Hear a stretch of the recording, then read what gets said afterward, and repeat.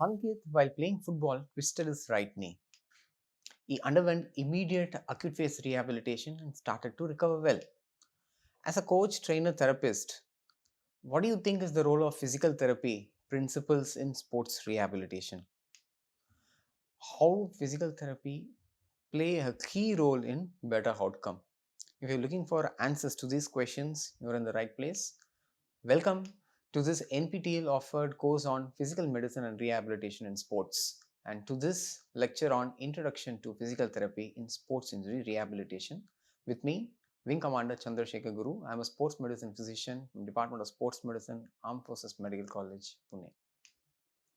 The learning objectives of this lecture would be to understand the role of physical therapy in sports rehabilitation, to align the physical therapy principles with the tissue healing phenomenon, and to discuss adaptations of various physical therapy principles for sports rehabilitation. What are the practical aspects in terms of various physical therapy strategies? And we'll discuss a case scenario with an example. So, by this time, you might be familiar with this particular figure, wherein how the phenomenon of tissue healing happens after an injury. As a response to this injury, the body kind of responds to this injury, responds in a typical way in terms of different phases. The initial phase is the phase of inflammation, lasting up to a week or so, subsequently followed by the stage of proliferation, where the cells actively take part in terms of laying down the collagen layers, and subsequently after 3 weeks will be the stage of remodeling, where the maturation of the laid down collagen layer happens, and then a final output is derived. So this tissue healing is aligned with the various phases of rehabilitation. The phases of rehabilitation start with an acute phase, that is immediately after the injury, which is main aim is to prevent further damage and to address the impairment. The subsequent phase 2 is a subacute phase, which involves restoring the function to activities of daily living in terms of the impairment that has been caused by the injury. Phase 3 would be to returning the individual back to sport by advancing the strengthening effects as well as the sport specific drills. Finally, incorporate phase 4, that is re-injury prevention in their day-to-day sports training activities. So I hope all of you would be clear about this particular principle of tissue healing and how you align the phases of rehabilitation along with the principle of tissue healing. Now, coming to the topic per se, physical therapy. What is its role in sports? Physical therapist is the kind of a link or the bridge between the athlete and the coach and the trainer, by way of communicating whatever the problem that has happened because of the injury, and how much time it's going to take to for the individual to go back to sports. So that becomes an important crucial link. Traditionally, you see the physical therapy has been more focused towards the physical impairment and disability. However, in sports, it has been adapted in such a way that it is more towards the function and the performance. The specialized physical therapy for the athletic population is more concerned about the movement therapy. So it's more of a motor control and the motor execution. Thereby, the focus is now shifted from just impairment and disability to function, performance, and prevention of re-injury. An important concept that one must understand here is, in all this aspect, physical therapy's backbone is therapeutic exercise. What do you mean by therapeutic exercise? This is another terminology called as exercise is medicine. So I'll give an example. If you have fever, so you take paracetamol. So what is the prescription way of the way in which the paracetamol is prescribed? So as a doctor, when I prescribe paracetamol or any drug, what I write is what is the formulation in which it has to be taken, whether it's a syrup or a tablet, right? Then comes the actual name of the tablet. Then is the dosage of the tablet. How much is the dose? For example, paracetamol for fever, I would give 500 milligram for an adult. Then how frequently it has to be taken? They should be taken twice or thrice or 4 times in a day. So that comes the frequency. Thereafter, for how many days it has to be taken? It has to be taken for 1 day, 2 days, or 3 days. So duration of the time during which it has to be prescribed. Whether the tablet should be taken before food or after food. So these are the various components when you use when you prescribe something therapeutically, right? So similar manner, exercise here is also prescribed in a therapeutic way as a medicine. So it is important that the exercise has to be considered as a medicine here and should be prescribed in that manner. It has to have certain value in terms of prescription, so that optimizing the exercise for the specific phase of rehabilitation can be done. So how that can be done? You can adhere to a simple phenomenon or a protocol called as the fit protocol, on the frequency of the exercise that has to be done, what is the intensity, what is the type of exercise that needs to be done, and what is the timing or the duration of the exercise in terms of volume and periodicity. So that gives a complete holistic overview about the exercise that is being prescribed therapeutically. So that is the concept of exercise is medicine. What is the scope in sports medicine per se for physical therapy? So physical therapy is, in terms of therapeutic exercises, involved in injury prevention programs, acute injury care, as we have discussed in the previous lecture on acute phase, prehabilitation, post pre-op cases. Like there will be certain injuries where you give conservative management, however the individual do not improve because of certain reasons, like extent of the injury or severity of the injury, which may require a surgical intervention. But then you don't stop the therapeutic exercise, because that during the period when is planned for surgery, before the surgery, when you give certain therapeutic exercise, that is called as prehabilitation, by which you are activating the muscle, and then the individual is in such a state that post-operatively he can recover faster. So that concept of prehabilitation is there in physical therapy in sports medicine. Post-op rehabilitation, obviously after a surgery, the individual has to undergo a structured way of rehabilitation, and that is how the physical therapy has a key role in post-op post-surgical cases. Return to play planning. See, physical therapy concepts are very important in terms of aligning with the athletic trainers and the coaches. So it is a smooth transition from a therapeutic exercise to more of a sports specific exercise training. So that's the scope of physical therapy in sports medicine. Before moving on to the concept of physical therapy in detail, it's important to also recapitulate the basic background about the sports injury. I believe the sports injury has been covered in detail by Colonel Hanu Krishnan in the previous weeks. Then just to take you through the memory lane, sports injuries, the common injuries that you kind of sustain are sprains, strains, and fractures. The classification broadly of these injuries falls into two broad categories: the acute sports injuries and overuse injuries. What are acute? Acute injuries, generally you have an inciting event. There might be some specific event which the athlete comes and tells you, and it is of sudden onset. What about overuse? Overuse is a cumulative effect of a continuous injury, which is a micro injury which has happened over a period of time, and it has happened on one fine day. So that is there is a lack of an inciting event. The individual doesn't really remembers what would have caused that particular injury or pain, and it is generally a long-standing issue. The individual generally will give history about having this problem for weeks or months together. So that's classical about overuse injury. What about the management per se? Management is about you start with injury prevention programs, and then subsequently in the acute management is a phase one. Then you progress to phased structured rehab in terms of the phase 2 and 3. So that's about the sports injury. So the rehab phases, again, the target is defined. So phase 1, it is more of an acute phase where your main focus is on pain control and controlling the inflammation and improve the range of motion, along with the introduction of the basic movement training or motor control. Phase 2 is into more of a subacute phase where you are focused into restoring the function, addressing the impairment, and then getting them back to the activities of daily living. And the more emphasis is given on the motor retraining and education, where neuromuscular coordination, balance, agility, rather stability is emphasized. And the subsequent phase 3 is return to sports, where more of all these two aspects are still maintained.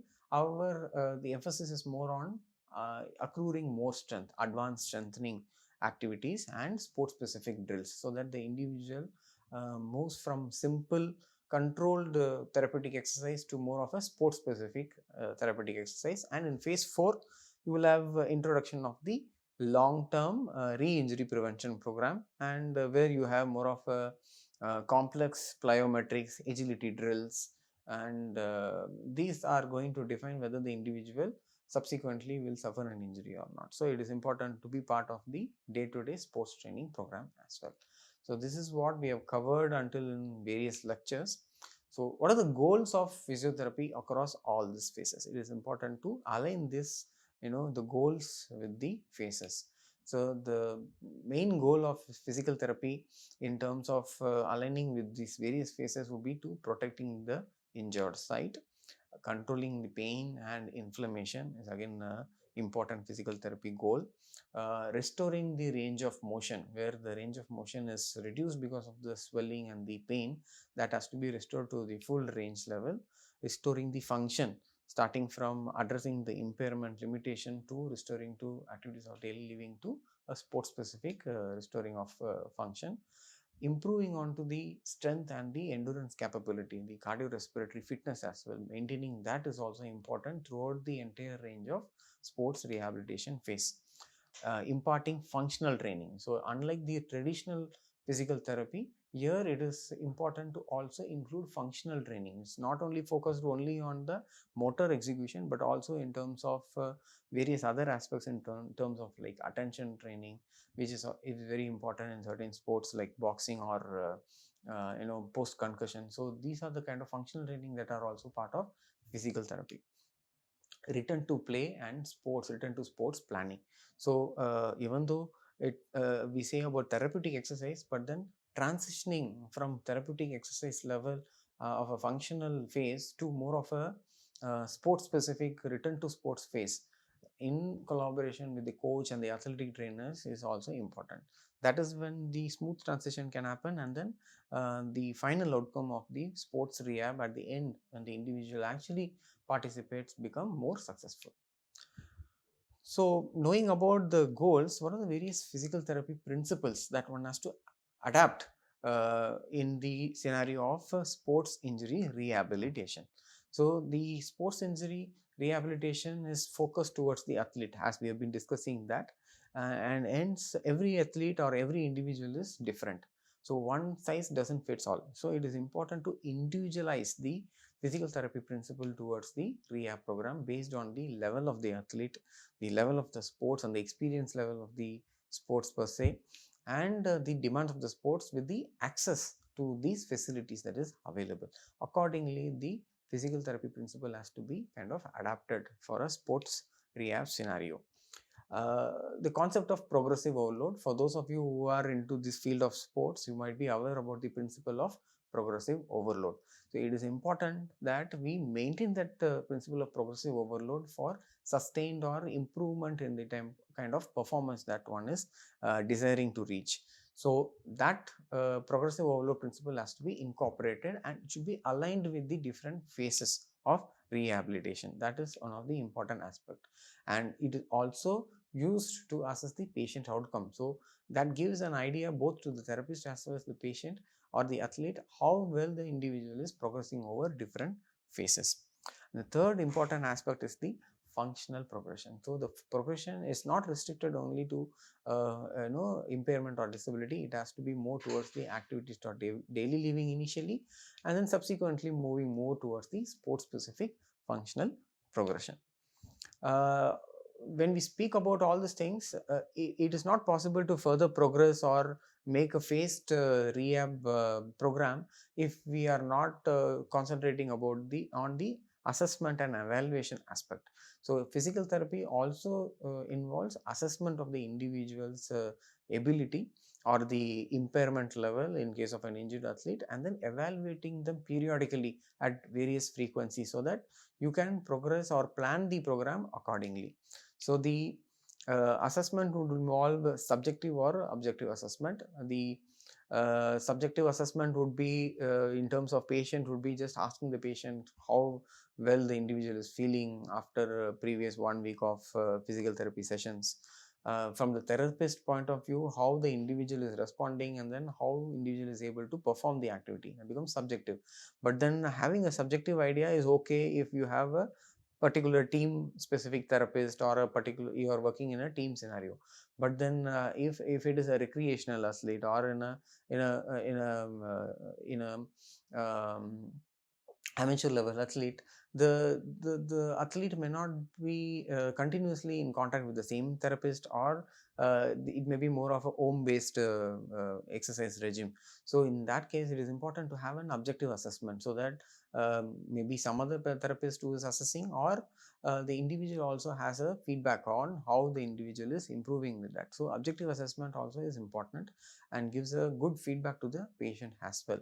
So the assessment are mainly focused towards the range of motion in the initial phases, and subsequently more focused on to the strength. So we had discussed in the previous lecture about the various ways by which you can assess strength. So the strength can be, if if you don't have any device, you can use a simple manual muscle testing to grade the strength that is there, compare it with the uninjured limb. Or if you have access to a dynamometer, it can be a simple handle dynamometer which gives you a objective value of the force generated.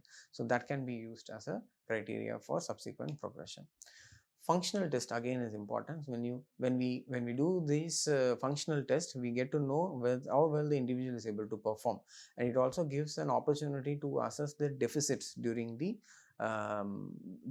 process by which the individual does the performance or the functional test. Say when I ask the individual to do squat, so doing squat itself, when the individual's knee is moving more inwards, so that shows a more excessive inward rotation of the femur or outward rotation of the tibia, so that's causing more of a valgus strain on the knee.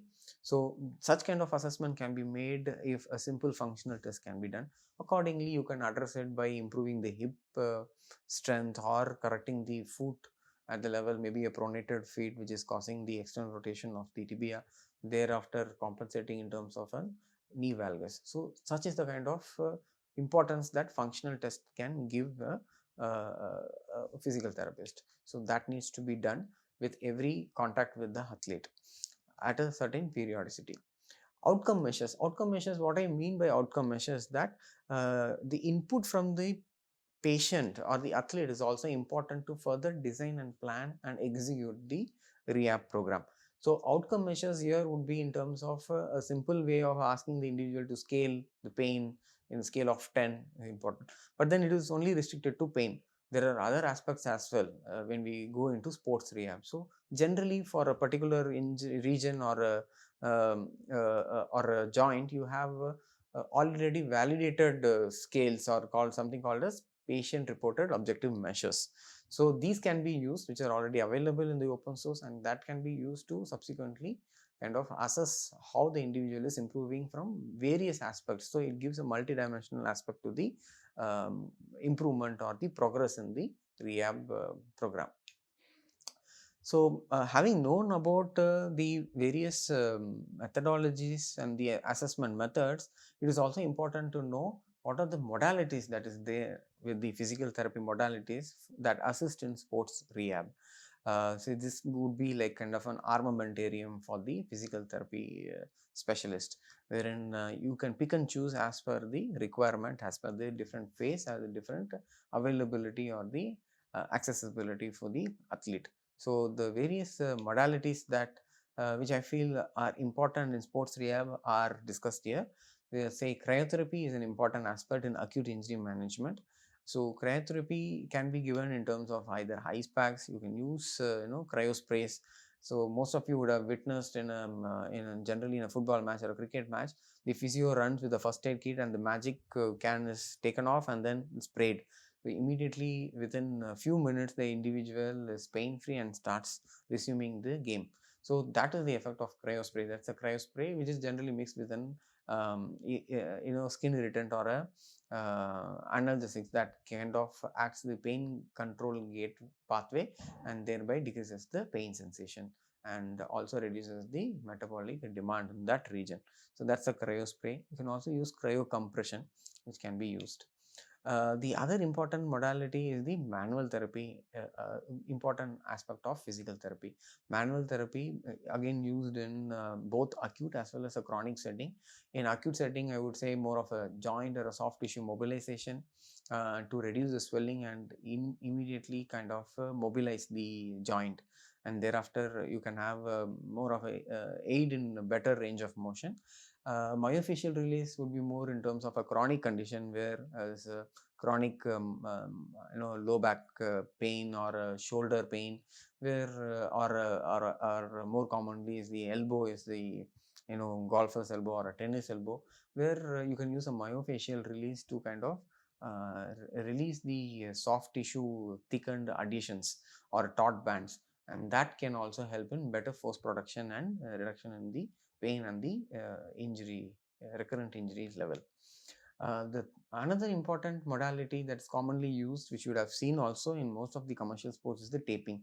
Taping again can be of rigid taping or kinesio taping, wherein rigid taping is to prevent certain movement. Kinesio taping is basically to aid the movement and also gives a sense of proprioception and enables the individual to avoid further excessive activation of that region. And an important aspect in the physical therapy is the electrotherapy, which aids in kind of modulating the pain at various stages of sports rehabilitation, and also to give either a eating modality or it can be also used to kind of modulate the inflammation as well. So various electrotherapy modalities will be covered in detail in the subsequent weeks. So, a gist of electrotherapy modalities are shown here. The third important or the backbone, I would say, of the physical therapy is the therapeutic exercise. So, all these modalities that we have discussed, they are all temporary.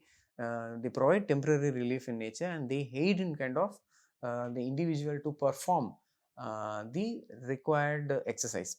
So, the final outcome is kind of altered mainly by doing the therapeutic exercise. But then in order to for the individual to do the therapeutic exercise, we use the rest of the modalities to facilitate the individual to perform the exercise. So it's more of a using various modalities to achieve the final effect using therapeutic exercise. And it is more of a behavioral thing also. So since more of a behavioral modification is required for an individual to continue to do the therapeutic exercise over a period of time, using all these other modalities becomes important as well. Say for example, if I don't have if I have pain, even though I know that doing certain exercise will kind of reduce the pain, or it will help me in further reducing the recurrence with pain, I am not going to do that exercise. So it is important also to have that adjunctive therapies to reduce the pain, modulate it, and then promote the individual to change the behavior, that the individual goes with confidence and motivation to perform that particular activity repeatedly, so that the individual doesn't sustain the injury again. So that is very important. What about the role of physical therapy in the cases which require surgery and after surgery? So pre and post surgery. So as we discussed earlier, before surgery, when an individual or a case of injury requires surgical, it is not that surgery is the final outcome. Obviously, it is the final outcome, but then that outcome after the surgery can be improved if we consider doing some therapeutic exercises prior to the period of surgery, wherein that is called as pre-habilitation, where you try to activate the muscle which are inhibited because of the injury, as we have discussed earlier, and gradually increasing the basic level of strength without kind of further creating complication in the region. And it is also advisable to reach full range of motion, so that subsequently with the surgery, during the time of post-surgical healing, the recovery becomes faster. With post-surgical cases, it should be a staged and structured rehabilitation, wherein the initial focus is on the stages of healing. As we had discussed, initial focus during the immediate post-op period is to avoid full body weight bearing, depending on the structure that is being operated, that obviously that decides. And it should be considered in collaboration and discussion with the operating surgeon as such. And subsequently the body weight can be increased to a partial body weight bearing to a whole body weight bearing, depending on the progression of the individual and the demand that is required. Uh, the post-surgical physical therapy also involves focus on the range of motion initially, subsequently to the muscle activation and advanced strengthening programs. Even though we are discussing about the physical therapy aspect per se, psychological aspect has a major role to play in physical therapy of sports rehabilitation, because of the emotional response the individual has for not being able to participate in the game for which the individual is training. There is reduced confidence because post injury you don't feel like it is a simple example like you drive a car, suddenly you meet with an accident. Subsequently again when you start to drive the car, you are not in the similar state of mind. You generally are more wary about things, you try to slow down, you are always thinking about that trauma in your mind, so the confidence level is low. Similar thing happens also with injury as such. So the confidence to perform the same motor activity is lost.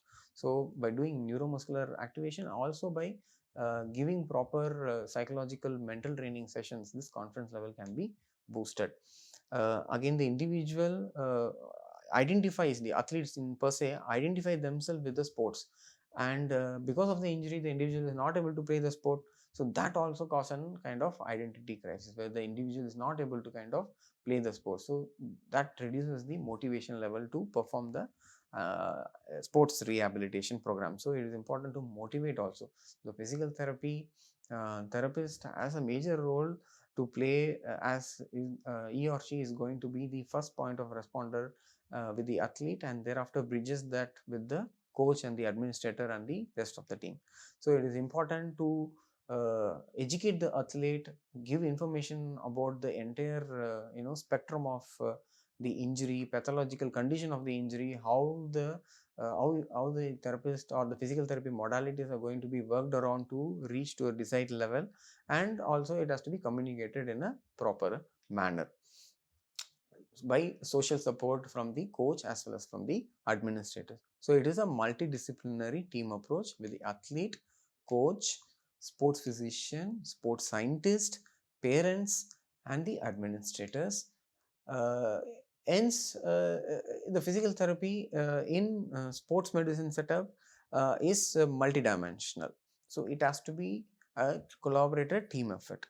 Let's do a self-study exercise. Can you write down the various modalities and strategies used by a physical therapist to manage an injury during various phases, with whatever experience that you've had in your, as a sports enthusiast or a sports student in this field? So let me help you out with giving my bits of thing in case of acute phase in phase 1. So in phase 1, the modality for cryotherapy used generally are cryo sprays or ice packs. Compression is a strategy where we can use modality like cryocompression, bandage, braces, wraps. Taping, again you can use a simple adhesive tape to more specific kinesio taping, basically to unload the stress. Joint mobilization by simply doing a passive pain in the pain free region to improve the movement as well as to reduce the swelling. You can also do pain-free range of motion, ask the individual to perform passive range of motion as well as active assisted range of motions. Stretching can be done in case the individual is sustaining a cramp. So simple static hold stretching can be done as a form of modality of physical therapy. Electrotherapy, if it is available, can be used for major pain control during the acute phase. Thus, to summarize, physical therapy is a key and integral part of sports rehabilitation. Exercise is medicine is the concept where therapeutically you advise exercise in physical therapy. Psychological aspect is an important thing that needs to be considered during the entire process of sports rehabilitation. It's a multidisciplinary approach, and it should be structured uh, uh, uh, and more of an objective criteria based progression, so that the feedback is also there with both the therapist as well as with the patient. And with the advent of more and more technology, it is important to adopt more technological aids as well to improve the adherence and better outcome. For those of you who are interested in further in-depth learning, these are certain references that I have given. Thank you for being with me. Jai Hind.